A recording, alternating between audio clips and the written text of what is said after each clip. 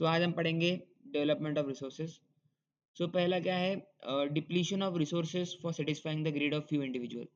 So yes, depletion of resources यहाँ पर होता है for satisfying the greed of few individual. जैसा कि आप देख सकते हैं, मैं उनका नाम नहीं लूंगा, जैसे कि मिस्टर ए, जो कि हमारे देश में यहाँ पर सारे रिसोर्सेज लेके बैठे हैं, तो वो यहाँ पर ये काम कर रहे हैं हमारा।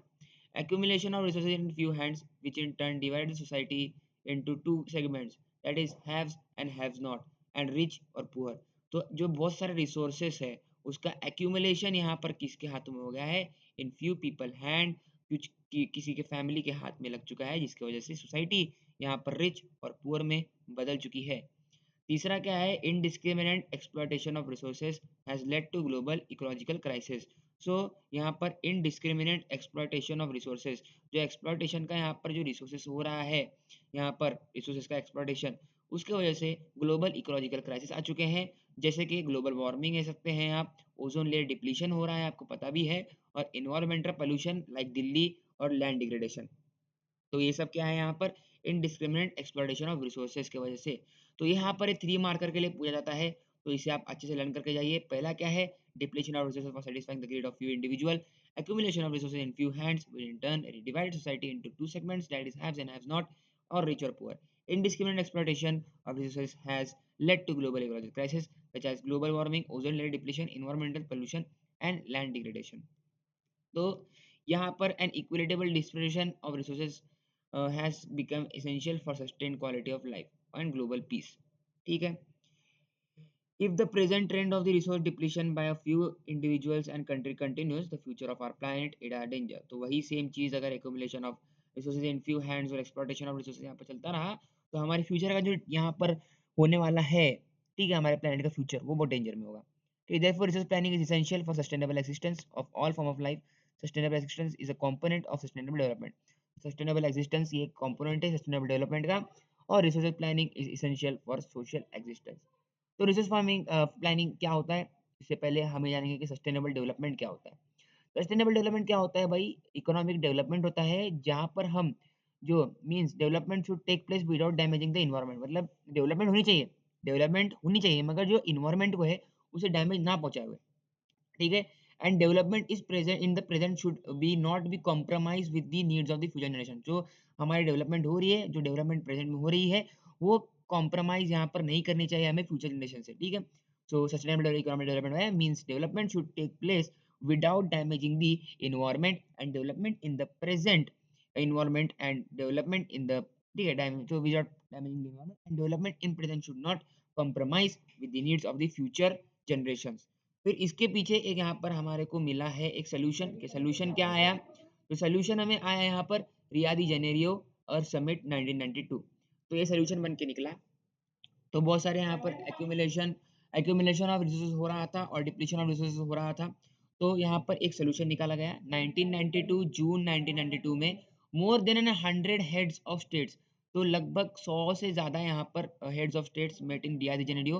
तो ये प्लेस है ब्राजील में, यहाँ पर 100 से ज्यादा स्टेट्स के जो हेड रहते हैं वो मिले। इंटरनेशनल अर्थ समिट भी इसे कहा जाता है। और this summit was convened by addressing urgent problems to environmental protection and socio economic development. तो हाँ, एट ग्लोबल लेवल। तो समिट कन्वेड हुआ था addressing urgent problems of environmental and socio economical, जो इन्वायरमेंटल जो प्रोटेक्शन थे, इसके लिए यहाँ पर आया था। These assembled leaders signed Declaration of Global Climatic Change and Biological Diversity। The Rio Convention endorsed the Global Forest Principles and adopted Agenda 21। तो यहाँ पर एक एजेंडा अप्लाई किया गया यहाँ पर ये सारे हेड्स के द्वारा, वो था एजेंडा 21। और for achieving sustainable development in 21st century, तो यहाँ पर एजेंडा 21 का गोल था कि भाई 21st सेंचुरी तक भाई हमें यहाँ पर सस्टेनेबल डेवलपमेंट यहाँ पर लागू करना है। फिर एजेंडा 21 आया। एजेंडा 21 क्या कहता है भाई, it is a declaration signed by world leaders in 1992 at the United Nations Conference on Environment and Development UNCED, which took place in Rio de Janeiro। ये भी रियो डी जेनेरियो में हुआ, ब्राजील। और it aims of achieving global sustainable development. ठीक है, global sustainable development का इसका भी यहाँ पर गोल था। It is agenda to combat environmental damage जो भी हुआ, पावर्टी, डिसीज और ग्लोबल कोऑपरेशन यहाँ पर इसे करना था। और common interest, mutual needs and shared responsibilities. So one major objective of the Agenda 21 is that every local government should draw its own local Agenda 21।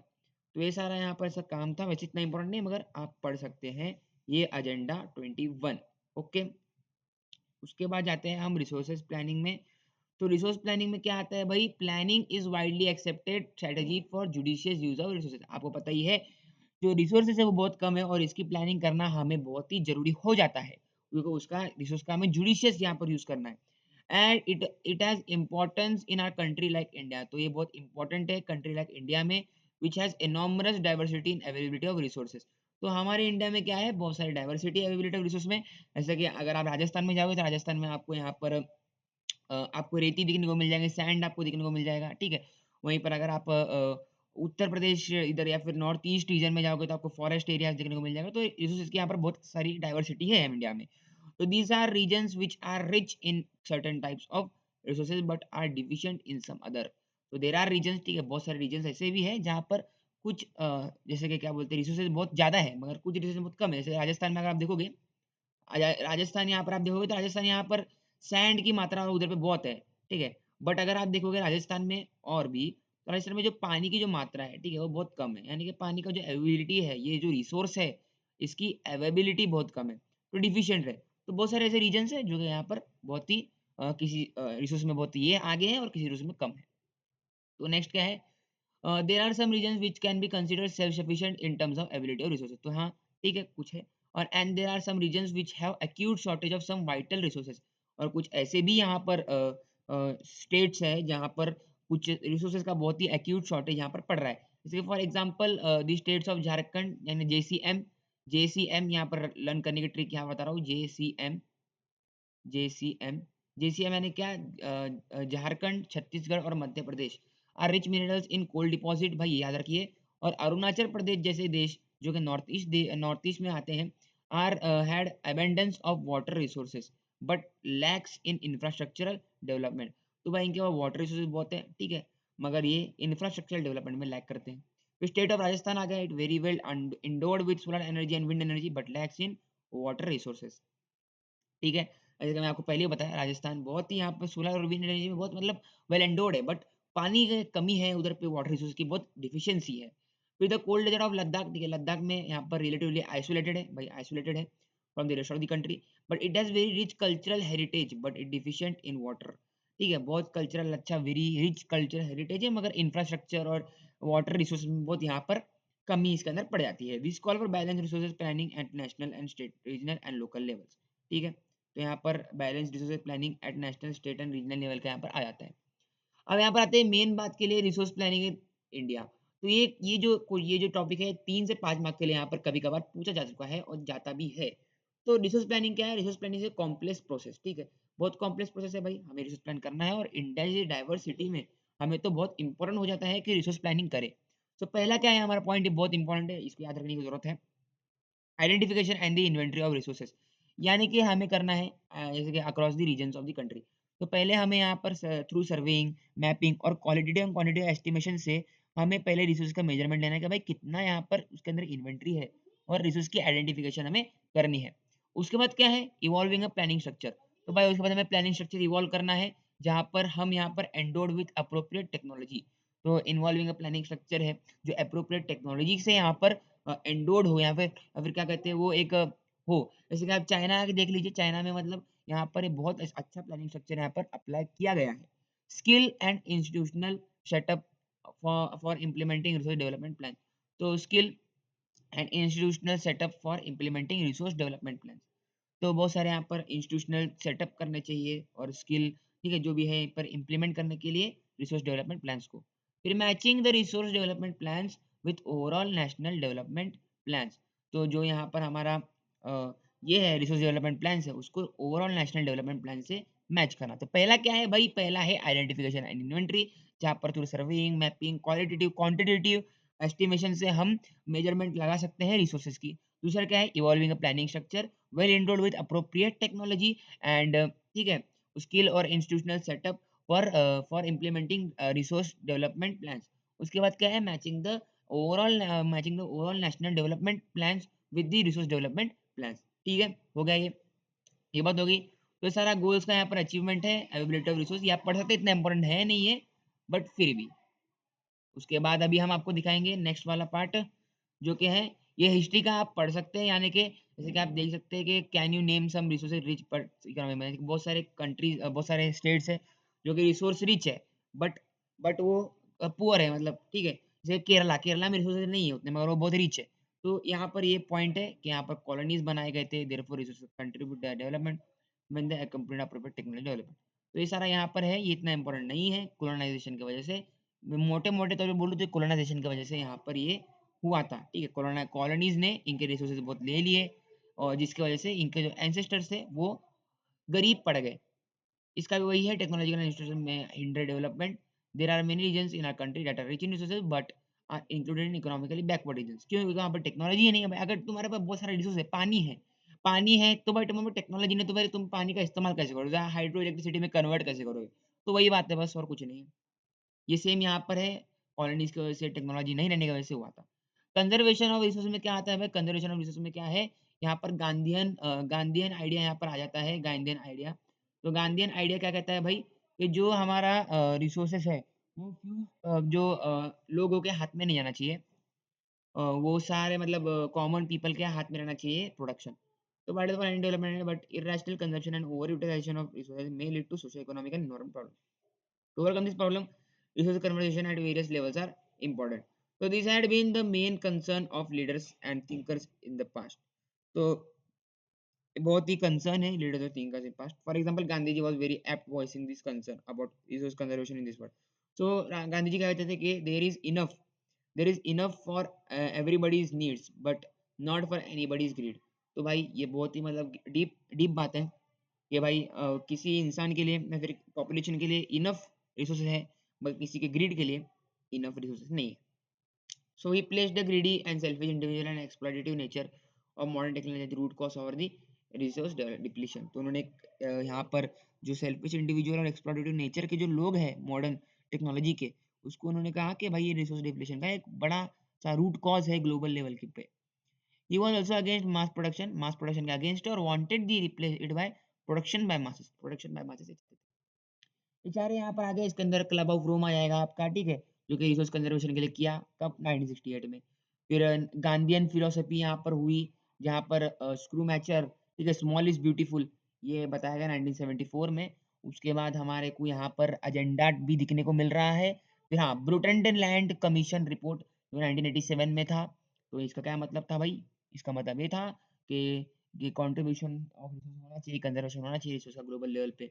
और फिर यहाँ पर डेवलपमेंट, सस्टेनेबल डेवलपमेंट का यहाँ पर हमारा तो एजेंडा, और रिया जनरेट वाला तो यहाँ पर हुआ ही है, और कॉमन फ्यूचर, ठीक है। फिर लैंड रिसोर्स पे आते हैं। लैंड रिसोर्स क्या है भाई? लैंड रिसोर्स यहाँ पर आते हैं, तो we live in India like land. तो वी लिव ऑन लैंड, देखिए आपका घर अपना बना होगा, तो घर कहाँ बना है आपका भाई? घर बना है आपका लैंड पे ही। उसके बाद अगर आप देखोगे, आपका फार्म हो गया, आपका खेत हो गया, या फिर आपके कोई भी मतलब ऑफिस, आपका स्कूल हो गया, तो सारा किस पे बना है? आपका लैंड पे बना है। लैंड रिसोर्सेज बहुत इंपॉर्टेंट रहता है। We perform our economic activities on land, ठीक है, जो भी इकोनॉमिक एक्टिविटीज है सिर्फ लैंड पे ही होती है, and we use it in different ways. तो thus land is natural resource of utmost importance. So it's supported by natural vegetation, wildlife, human life, economic activities, transport and communication systems। तो यहाँ पर ये इस काम के लिए काम करता है। जो लैंड है वो मतलब natural resource of utmost importance रखता है। ये ऐसा नेचुरल रिसोर्स है जो बहुत ही ज्यादा इंपॉर्टेंस वाला है। It suppose natural vegetation, wild life, human life, economic activities, transport and communication system. उसके बाद क्या है? ट्रांसपोर्ट। अगर आप बस से जाते हो स्कूल को, तो यहाँ पर आपकी बस किस पे चल रही है भाई? लैंड पे तो चल रही है ना, तो यहाँ पर लैंड एंड कम्युनिकेशन सिस्टम हो गया। So therefore, however, land is an asset of a finite magnitude। तो land एक asset है finite magnitude के लिए, therefore important to use it। तो पहले आप एक ग्राफ देखिए 1.3, फिगर 1.3 ग्राफ। तो यहाँ पर आपको क्या कह रहा है? 30% जो लैंड है वो हमारा माउंटेनियस में आता है, 43% लैंड जो हमारा प्लेन्स में आता है, और बस यहाँ पर 27% ऑफ लैंड यहाँ पर आता है प्लेट्यूज के अंदर। तो यहाँ पर इसका ये है। फिर India has a land under a variety of relief features namely mountains, plateaus, अभी हमने डिस्कस किया। और आइलैंड भी आता है। आइलैंड बहुत ही एनोमरस, बहुत छोटे आइलैंड है, लक्षद्वीप और अंडमान निकोबार, इसीलिए ग्राफ में यहाँ पर दिया नहीं है। तो about 43% of land area is plain, ठीक है, which provide facility for agriculture industries, ठीक है। और माउंटेन्स अकाउंट फॉर 30%, 30% माउंटेन का है टोटल सर्फेस एरिया। और ये essential perennial flow of some rivers और यहाँ पर फैसिलिटीज ऑफ टूरिज्म और इकोलॉजिकल एस्पेक्ट्स के लिए काम करता है। और 27% of area of the country है प्लेट्यू रीजन है, ये यहाँ पर rich reserves of minerals and fossil fuels हमें प्रोवाइड करता है। उसके बाद जाते हैं हम लैंड यूटिलाइजेशन पे। तो लैंड यूटिलाइजेशन क्या है भाई? Forest land not available. सबसे पहले लैंड किस काम के लिए इस्तेमाल होता है? पहले फॉरेस्ट के लिए काम होता है। उसके बाद land not available for cultivation, जैसे कि बैरन लैंड हो गया, वेस्टलैंड हो गया, और land put to non agriculture uses, जैसे फैक्ट्रीज, बिल्डिंग्स, रोड, आपकी स्कूल, वही। उसके बाद क्या है? अदर अनकल्टिवेटेड लैंड, तो परमानेंट पैस्टोरल और ग्रेजिंग लैंड, जैसे कि झूमिंग, आप पढ़ोगे आगे। उसके बाद land under the miscellaneous trees crops groves groups, तो land under the miscellaneous trees crops groups जो कि नेट सोन एरिया में नहीं पाए जाते। नेट सोन एरिया क्या होता है? जहाँ पर एक ही एग्रीकल्चर फील्ड में 2 से 3 बार यहाँ पर हम एग्रीकल्चर करते हैं। उसके बाद क्या है? कल्चरेबल वेस्टलैंड, यानी कि कल्चरेबल वेस्टलैंड यानी क्या? जो लैंड को हम अनकल्टिवेटेड यानी कि उस पर खेती ही नहीं करते 5 एग्रीकल्चर ईयर्स के लिए। उसके बाद आता है फैरो लैंड। फैरो लैंड में क्या है भाई? करंट फैरो लैंड, जो कल्टीवेशन को यहाँ पर विदाउट कल्टीवेशन फॉर 1 और लेस देन 1 एग्रीकल्चर ईयर, और other than current fallow land यानी कि left uncultivated for 1 to 5 agriculture years. फिर आता है फिफ्थ यहाँ पर net sown area. The physical extent of land on which crops are sown और harvested is known as net sown area. मतलब in net sown area क्या होता है? फिजिकल एक्सटेंट ऑफ लैंड होता है जहाँ पर हम यहाँ पर एग्रीकल्चर एक्टिविटी या फिर हार्वेस्टिंग करते हैं। तो area sown more than once in the agriculture year plus net sown area is known as gross crop area. तो ये GCA आपको बहुत इंपॉर्टेंट है यहाँ पर। ये क्या होता है? जो एरिया रहता है जो वन से ज्यादा, एक से ज्यादा बार हम उसको मतलब एग्रीकल्चर करते हैं, plus net sown area is known as gross crop area. तो ये यहाँ पर 5 मार्कर के लिए पूछा जा सकता है, ये बात आप ध्यान में रखिएगा। ओके, फॉरेस्ट, बैरन ये permanent pasture, land and miscellaneous, cultivable wasteland, current fallow, other fallow, net sown area, gross cropped area। फिर land use pattern in India. तो पहले मैं आपको इसको बता दूं। तो पहली बात, हमारा इंडिया लगभग 3.28 मिलियन स्क्वायर किलोमीटर में फैला हुआ है। ठीक है, तो ये आप देख सकते हैं ग्राफ, ये सारा ग्राफ आप पढ़ सकते हैं, लैंड यूटिलाइजेशन का है। देखते हैं हमारा जो इंडिया है वो 3.28 मिलियन स्क्वायर किलोमीटर फैला हुआ है, और इसके अंदर जो 93% of total land, geographical land है, वो यहाँ पर हमारे काम में आता है। मतलब इसका रिपोर्ट हमें बताएं। बाकी का जो नॉर्थ ईस्ट स्टेट्स और जम्मू कश्मीर, आसाम का हमें नहीं मालूम। ठीक है, ओके, चाइना और पाकिस्तान के टेंशन की वजह से। तो land under permanent pasture has also decrease, how are we able to feed our use. तो ये सारा सारा है। इसका मोटे मोटे तौर पे बताऊं तो यहाँ पर 54% ऑफ टोटल रिपोर्टिंग एरिया यहाँ पर निकाला गया है, जहाँ पर हमारा जो 33% वाला क्राइटेरिया है वो फुल नहीं हो रहा है। ओनली 23% यहाँ पर हमारा जो फॉरेस्ट एरिया है वो अंदर है, जो कि बहुत गलत बात है। इसलिए पेड़ लगाओ, पौधे लगाओ। ठीक है, यहाँ पर नेशनल फॉरेस्ट पॉलिसी जो ग्लोबली यहाँ पर 1952 में आई थी, इसको हम फॉलो नहीं कर पा रहे हैं, इसके बहुत बड़ा कंसर्न है। तो it was consider essential maintenance of ecological balance and livelihood of millions of people. तो ये यहाँ पर पैटर्न है। अभी नेक्स्ट पे जाएंगे तो यहाँ पर हम दिखेगा लैंड डिग्रेडेशन। लोड हो जाए बस। तो लैंड डिग्रेडेशन यहाँ पर हम पढ़ेंगे। लैंड डिग्रेडेशन क्या होता है, किधर है? हाँ, लैंड डिग्रेडेशन। तो ये सारा यहाँ पर इतना इंपॉर्टेंट नहीं है, आपको पढ़ना तो पढ़ सकते हैं, बट ये यहाँ पर ही मोटे मोटे तौर पे बताना चाह रहा है कि भाई यहाँ पर जो नॉन एग्रीकल्चर यूजेज इंक्लूड यहाँ पर जो भी रोड, रेलवे, इंडस्ट्रीज, कंटिन्यूस और लैंड टाइम, ये सारा यहाँ पर है। तो वैसे बहुत लो वेटेज है, ये आएगा नहीं पहली बात तो, मगर फिर भी आपको पढ़ना है तो पढ़ सकते हैं। क्या आता है? लैंड डिग्रेडेशन और कंजर्वेशन ऑफ लैंड। ये बहुत इंपॉर्टेंट है, ये IMP आप रखिए और इसे पढ़ के जाना है, मीन जाना ही है आपको। तो क्या है? तो कैसे लैंड डिग्रेडेशन होता है? तो we have shared our land with past generation and we have to save. ठीक है, उसके बाद 95% of our basic needs for food, shelter and clothing are obtain from land. तो 95% जो है भाई हमारा फूड, शेल्टर, रोटी मकड़ा रोटी, कपड़ा, मकान।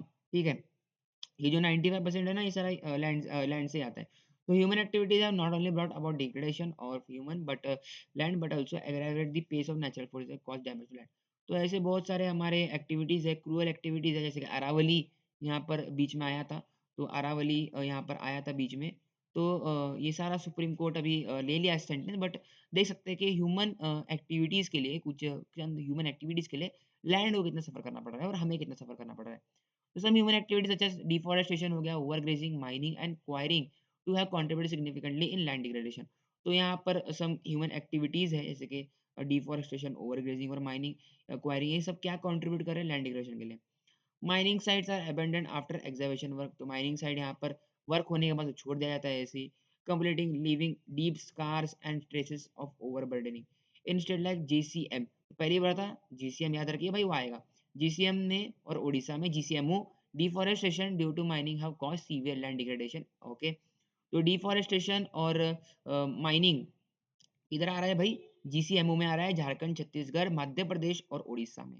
फिर इन स्टेट लाइक गुजरात, राजस्थान, तो भी बिगीज, ठीक है, जो बिग बिग स्टेट्स है, स्टेट्स है, जैसे कि गुजरात हो गया, राजस्थान, मध्य प्रदेश और महाराष्ट्र, ये 4 स्टेट यहाँ पर ओवर ग्रेजिंग यहाँ पर मेन रीजन लैंड डिग्रेडेशन का बन रहा है। और इन state of Punjab and Haryana और वेस्टर्न उत्तर प्रदेश, यानी कि नॉर्दर्न साइड में चले जाइए आप, तो पंजाब, हरियाणा और वेस्टर्न उत्तर प्रदेश में ओवर इरिगेशन यहाँ पर काम कर रहा है, कि भाई वहाँ पर ऑब्वियस सी बात है, एग्रीकल्चर वहाँ पर बहुत ज्यादा है, तो वहाँ पर ओवर इरिगेशन काम करेगा ही लैंड डिग्रेडेशन के लिए। Due to water logging leading increase salinity, तो वाटर लॉगिंग की वजह से जो लैंड के अंदर जो सैलिनिटी और अल्कलिनिटी है वो इंक्रीज हो रही है।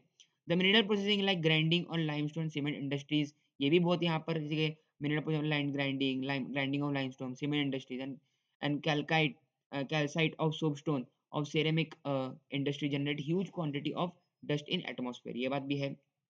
So it retards the process of infiltration of water into the soil after it settles down to the, ठीक है, तो यहाँ पर ये infiltration of water यहाँ पर कर देता है और soil के अंदर mix हो जाता है, जिसकी वजह से soil पर डिग्रेड हो जाती है। So in recent year industrial effluents such as waste have become a major source of land, तो यहाँ पर industrial effluent जैसे कि industries आप देख सकते हैं, वो यहाँ पर effluent waste यहाँ पर have become a major source of land and water pollution of many country। उसके बाद हम जाते हैं, there are many ways to solve the problems of land degradation. So बहुत सारे यहाँ पर प्रॉब्लम्स है और इसको सॉल्व करने के लिए सोल्यूशन भी है। तो afforestation proper management of grazing can help to some extent, ठीक है, पहली बात तो है भाई अफॉरेस्टेशन, यानी कि प्रॉपर यहाँ पर पेड़ उगाइए और ग्रेजिंग को यहाँ पर कम कीजिए और उसका मैनेजमेंट कीजिए। Planting and shelter builds of plants, तो यहाँ पर शेल्टर बिल्ड जैसे कि यहाँ पर रहता है एक पेड़ों की वॉल, यहाँ पर आप लगा सकते हैं। कंट्रोल ऑन ओवरग्रेजिंग में कंट्रोल और stabilisation of sand dunes by growing thorny bushes are some of the method to check, तो सैंड ड्यून्स की जगह आप थॉर्नी बुशेस को यहाँ पर ग्रो कर सकते हैं, जिसकी वजह से जो सैंड ड्यून्स है वो कम हो सकता है। उसके बाद यहाँ पर हम जाएंगे, तो ये सारे यहाँ पर लैंड डिविजन कम यहाँ पर एरिड एरियाज में काम आएंगे। फिर proper management of waste land, तो वेस्ट लैंड को प्रॉपर मैनेजमेंट, जैसे controlling mining activities, proper disposal of industrial effluents and washing and waste after treatment can reduce the land and water degradation in industrial and suburban areas। तो यहाँ पर industries को यहाँ पर effluents को जो भी है उसे अगर आप प्रॉपरली ट्रीटमेंट देके अगर आप भेजोगे तो यहाँ पर लैंड डिग्रेड नहीं होगा।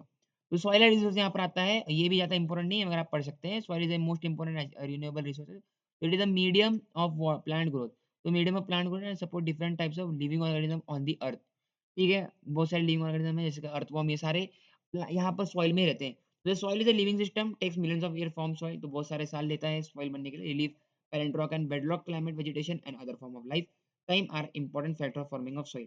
So various forces of nature such as change in temperature, action of running water, wind and glacier activities and of decomposition etc, ये कंट्रीब्यूट किए हैं यहाँ पर फॉर्मेशन ऑफ सॉइल के लिए, और आप लोअर क्लास में पढ़ भी चुके हो, ठीक है। तो टॉप सॉइल होता है, ये सेकेंडरी यहाँ पर रहता है सब सॉइल, वेदर सॉइल, और ये सब यहाँ पर रहता है फिर वेदर पेरेंट रॉक मटेरियल, फिर अनवेदर पेरेंट रॉक।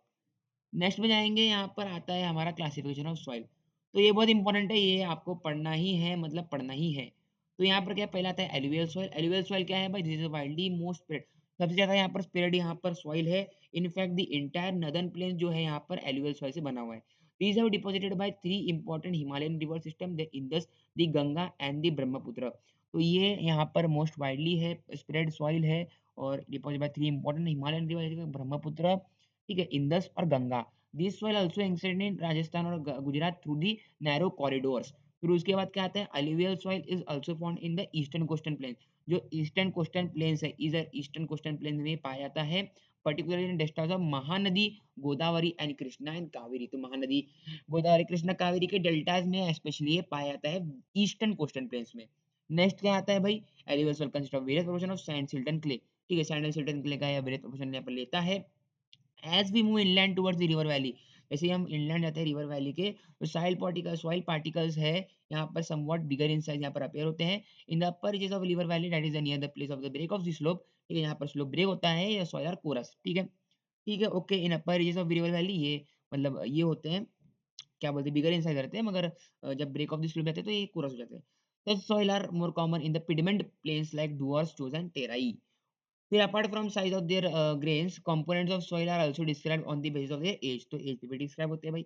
जो यहाँ पर यंग एज रहते हैं मतलब the according to their age alluvial soil are classified as old alluvial. तो ओल्ड एल्यूवियल क्या होता है? बांगर होता है और न्यू एल्यूवियल क्या होता है? खादर होता है। तो the bangar soil has higher concentration of kankar. हाँ भाई ओल्ड है ऑब्वियस सी बात है, थोड़ा सा इसके अंदर डिसेबिलिटी रहेगी। तो बांगर सॉइल में क्या रहता है? हायर कॉन्सेंट्रेशन ऑफ कंकर रहता है। क्या होता है भाई? कंकर का यहाँ पर हायर कॉन्सेंट्रेशन यहाँ पर होता है, कंकर नेड्यूल्स। उसके बाद क्या है? यहाँ पर आता है हमारा खादर। खादर हमारा यंग है, वो उसमें ज्यादा नहीं रहता है। So it has more fine particles and more fertile than bangar. Okay obvious सी बात है। Alluvial soil are whole are very fertile. भाई ओल्ड ले लो या फिर न्यू ले लो भाई, वो फर्टाइल तो है भाई बाकियों से। Mostly these soils contain adequate proportion of potash. भाई ये लर्न कीजिए, potash, phosphoric acid and lime water यहाँ पर ये एडिक्वेट प्रोपोर्शन यहाँ पर कंटेन करते हैं। Potash, phosphoric acid and lime. Potash, phosphoric acid and lime. Potash, phosphoric acid and lime. So which is ideal for the growth of sugar cane. Sugar cane की जो growth है ये इसके लिए आइडियल है। पैडी के लिए ये आइडियल है। Wheat and other cereal and pulse crop, ठीक है। इसके लिए sugar cane, paddy, other cereal and pulse crop, साथ में वीट के भी। Due to its high fertility reasons of alluvial soil are intensively cultivated. जैसे आप देखते भी हो तो उत्तर प्रदेश साइड में कितना कल्टीवेशन होता है, ठीक है। तो ये सारा एल्यूवियल सॉइल के लिए है, क्योंकि इससे फर्टिलिटी बहुत ज्यादा है। तो intensively cultivated and densely populated. और soil in the drier areas are more alkaline, ठीक है। ड्रायर एरियाज में मोर अल्कलाइन है। और प्रॉपर इरिगेटिव सिस्टम अगर हम लगाएंगे तो यहाँ पर प्रॉपर ट्रीटमेंट से हम इसे प्रोडक्टिव बना सकते हैं। ये क्या है? एल्यूवियल सॉइल है। इसके 3-4 5 पॉइंट भी अगर आप लर्न करेंगे तो आपका बहुत अच्छा हो जाएगा। यहाँ पर ब्लैक सॉइल यहाँ पर आता है, these soil are black in colour. भाई ऑब्वियस सी बात है। And called regur soil. Regur soil जो होते हैं, black soil is ideal for the growing of cotton, ठीक है। जो ब्लैक सॉइल है वो कॉटन के लिए बहुत यहाँ पर इंपॉर्टेंट होती है। Known as black soil, cotton soil, black cotton soil कहा जाता है। It is believed that climatic condition along with parent rock material are the important factors of for the formation of black soil, ठीक है। उसके parent rock material और climatic condition इसके formation के लिए काम किया, ऐसे बोला जाता है। तो deep type of soil is typical for the Deccan trap basalt reason and spread over north west. तो डेक्कन ट्रैप बेसाल्ट रीजन के लिए यहाँ पर ये टिपिकल है। और यहाँ पर is made for lava flows. तो क्या कहते हैं यहाँ पर? This type of soil is typical of the Deccan Deccan प्लेटू and made of lava flows. So deep lava are typical for the Deccan Trap basalt region and spread over the northwest Deccan Plateau and made up of lava flows. So they cover the plateaus of Maharashtra हो गया, सौराष्ट्र, महाराष्ट्र, सौराष्ट्र, मलवा, Madhya Pradesh and Chhattisgarh and extend in south. So direction along the Godavari and the Krishna Valley. तो यहाँ पर क्या है भाई? Madhya Pradesh, Chhattisgarh and extend in the south. East south east में एक्सटेंड होता है डायरेक्शन, यहाँ पर गोदावरी और कृष्णा वैली जाती है। The black soil are made up of extremely fine clayey material. They are well known for their capability of hold moisture, ठीक है। hold moisture का well known capability है इनके अंदर। In addition they rich in soil nutrients such as भाई calcium carbonate CaCO3, ठीक है, यहाँ पर आ जाता है। और उसके बाद आता है magnesium and potash and lime, ठीक है। फॉस्फोरिक के कंटेंट में बहुत मतलब पुअर रहते हैं भाई, ठीक है। कैल्शियम कार्बोनेट, मैग्नीशियम, लाइम और पोटैश। वहां पे क्या था? एल्यूवियल में क्या था? पोटैश था, लाइम था और फॉस्फोरिक एसिड था। इसमें क्या है? Calcium carbonate, magnesium, potash and lime. Next पे जाएंगे तो ये मैप है, ये बहुत इंपॉर्टेंट मैप है, ये पूछा जाएगा एक मार्कर के लिए यहाँ पर मैप में। तो एक मार्कर के लिए पूछा जाएगा तो यहाँ पर ये मैप है, ठीक है। ये मैं 5 मिनट में आता हूँ आपके लिए।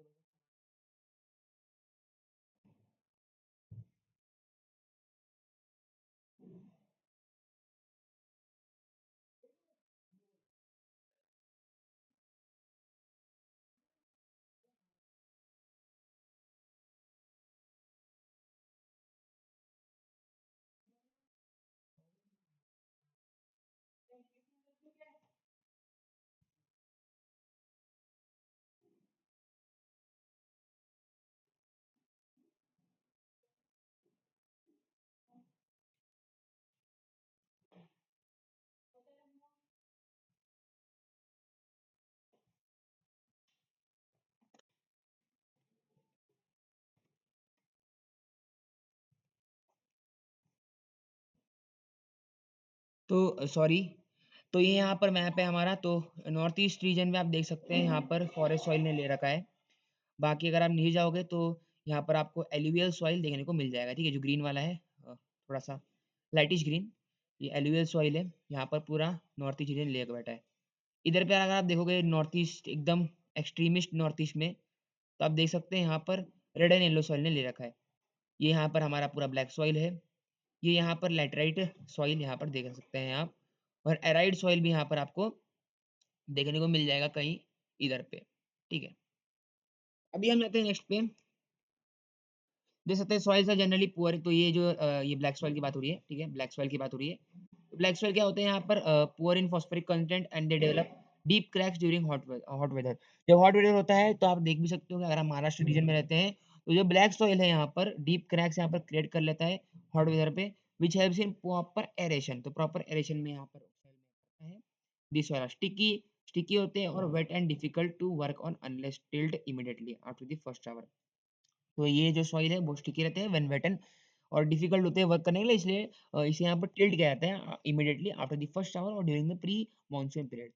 नेक्स्ट है यहाँ पर हमारा रेड एंड येलो सॉइल। तो रेड एंड येलो सॉइल क्या होता है भाई, red and yellow soil develops on crystalline igneous rocks. तो क्रिस्टलाइन इग्नियस रॉक्स पे रेड एंड येलो सॉइल यहाँ पर डेवलप होता है in the areas of low rainfall in the eastern and southern parts of Deccan प्लेटो। डेक्कन प्लेटो के ईस्टर्न एंड सदर्न पार्ट्स में यहाँ पर ये ग्रो होता है। Yellow and red soil are found in parts of Odisha, Chhattisgarh and southern parts of middle Ganga plain. तो आप देख सकते हैं क्लियरली जो येलो एंड रेड सॉइल होते हैं ये फाउंड होते हैं किधर, ओडिशा छत्तीसगढ़। जैसे आप देख सकते हैं यहाँ पर ओडिशा और छत्तीसगढ़ देख सकते हैं, यहाँ पे ओडिशा है, इधर छत्तीसगढ़ है। और मिडल गंगा प्लेन, जो गंगा प्लेन है ये गंगा प्लेन है, इसके मिडल गंगा प्लेन के सदर्न साइड में रेड सॉइल यहाँ पर पाए जाते हैं। ओके, उसके बाद southern parts of middle Ganga plain and also the piedmont zone of western Ghats, piedmont zone of western Ghats में पाए जाते हैं। ये soil develops the reddish colour. तो ये सॉइल ना रेडिश कलर यहाँ पर क्यों यहाँ पर रेडिश कलर है, क्योंकि भाई due to the diffusion of iron in the crystalline metamorphic rock. तो इसके मेटामॉर्फिक और क्रिस्टलाइन रॉक में यहाँ पर आयरन का डिफ्यूजन होता है जिस कारण के इसको यहाँ पर रेड मिलता है। और ये येलो अकर होता है व्हेन ये हाइड्रेटेड फॉर्म में होता है, ठीक है, हाइड्रेटेड फॉर्म में ही येलो अकर होता है। लैटराइट सॉइल क्या है, लैटराइट सॉइल क्या है, laterite soil has been divided from the Latin word later which means brick. तो the laterite soil develops under tropical and sub tropical region और climate with alternate wet and dry season. This soil is result of intense leaching. तो this soil क्या है, intense leaching due to heavy rain. So tropical सब tropical climate में बनता है alternate wet and dry season में। और this soil is result of intense leaching, intense leaching का यहाँ पर है due to heavy rain. So lateritic soil are most deeply to very deep and acidic pH is यहाँ पर less than 6, यानी acidic होते हैं, generally deficient in plant nutrient and occur mostly in southern state. तो generally क्या होते हैं, deficient होते हैं प्लांट न्यूट्रिएंट्स में और अकर इन सदर्न स्टेट। देख सकते हैं आप जो लैटेराइट सॉइल है वो सदर्न स्टेट में ही अकर होता है। जैसे आप देख सकते हैं ये हमारा laterite soil southern southern state में ही अकर हो रहे हैं।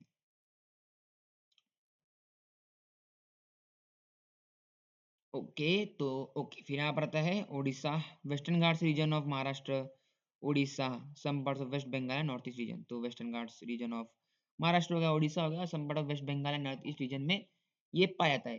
तो जहाँ पर ये सॉइल सपोर्ट करता है डिसीडस एंड एवरग्रीन फॉरेस्ट को, it is humus rich but under sparse vegetation. ये सेमी एराइड रीजन में यहाँ पर क्या होता है, जनरली ह्यूमस पोर होता है और they are prone to the erosion and degradation due to their position on landscape. तो ये भाई मतलब इनका इरोजन और डिग्रेडेशन ज्यादा होता है लैंडस्केप के कारण, इनका लोकेशन के कारण। After adopting appropriate soil conservation techniques, after adopting appropriate soil conservation technique particularly in the hilly regions of क्या बोलते हैं हमारा किधर गया भाई, हाँ, under position landscape after adopting appropriate soil conservation technique particular in the hilly areas Karnataka, KKT, ठीक है, केकेटी कर्नाटका, केरला एंड तमिलनाडु। तो Nadu this soil is very useful for growing tea and coffee. और जहाँ red laterite soil Tamil Nadu Andhra Pradesh ATK, ठीक है, ये सारे हमारा ये है ATK, आंध्र प्रदेश, तमिलनाडु और केरला, ये मोर सुटेबल है for crops like cashew nuts, cashew nuts के लिए भी यहाँ पर किया जाता है। नेक्स्ट पे जाके देंगे एराइड सॉइल। एराइड सॉइल में क्या है, arid soil are range from red to brown to in colour, so they are generally sandy in texture and saline in nature. So arid soil क्या है, range from red to brown. तो red to brown यहाँ पर in colour रहते हैं और they are generally sandy in texture and saline in nature, ठीक है, ऐसे आप देख ही सकते हैं राजस्थान में पाए जाते हैं ये। In some areas the soil content is very high, soil content very high, right, common soil is often evaporate in the water. तो भाई कुछ लोग यहाँ पर गाँव में इसका पानी से इसे बॉईल करके यहाँ पर सॉल्ट निकाल लेते हैं। So due to the dry climate, high temperature, evaporation is faster and soil lacks humus and moisture. So due to the dry climate, high temperature and evaporation is faster, the soil lacks of humus and moisture. The lower horizon of the soil occupied by conker because of increasing calcium content downwards.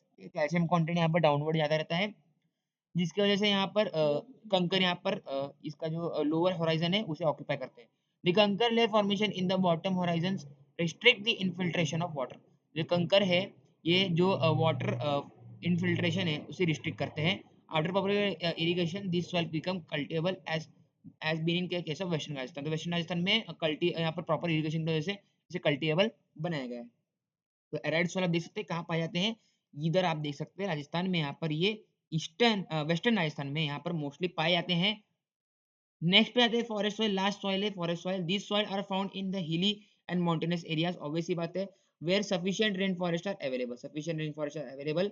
और this soil texture varies according to the mountain environment. तो mountain environment पे इनका जो यहाँ पर soil texture है वो यहाँ पर वेरी होता है, वेयर दे आर फॉर्म। तो दे आर लोमी रहते हैं, loamy silty in valley sides. तो लोमी रहते हैं, सिल्टी रहते हैं किधर, वैली साइड पे। एलएस और कोरस ग्रेन रहते हैं in upper slope. In the snow covered areas like Himalayas this soil experience denudation. Denudation यानी क्या, ये यहाँ पर इरोजन यहाँ पर ये करते हैं, डेनुडेशन एक्सपीरियंस करते हैं हिमालय, क्योंकि वहाँ पर विंड बहुत रहती है, and acidic with low humus content.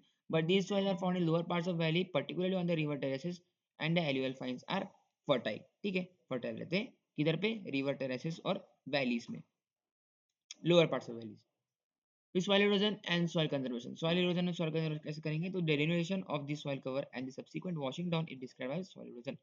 The process of the soil formation and erosion.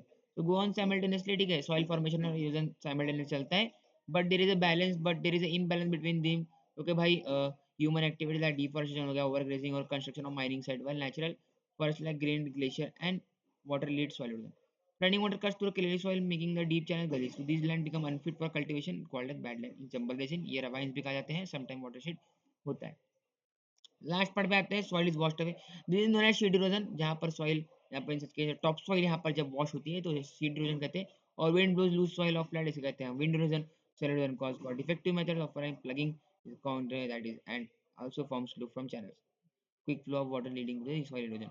So plugging around the contour lines can decelerate the flow of water around the these are called counter plugging, जहाँ पर हम steps can be cut down slopes making terraces।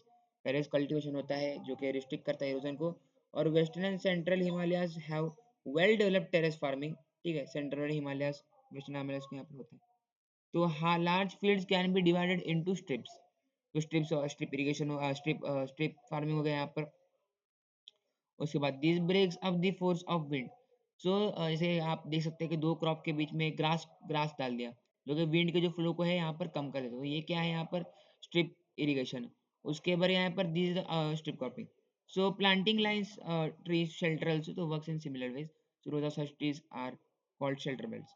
तो यहाँ पर these shelter belts have contributed significantly to stabilization of sand dunes and in stabilization desert western belt। तो यहाँ पर क्या बोलते हैं हमारा शेल्टर बेल्ट, जैसे कि आपको पता ही पड़ा ही होगा, जो फार्म के आजू बाजू पूरा शेल्टर बेल्ट यहाँ पर लगा दिया गया है, ट्रीज यहाँ पर लगा दिए जो वॉल की तरह काम कर रहे हैं, जो सॉइल इरोजन को यहाँ पर कम कर रहे हैं। यहाँ पर होता है हमारा चैप्टर समाप्त। अगर आपको अच्छी लगी वीडियो हो तो कीजिए लाइक और सब्सक्राइब। Thank you.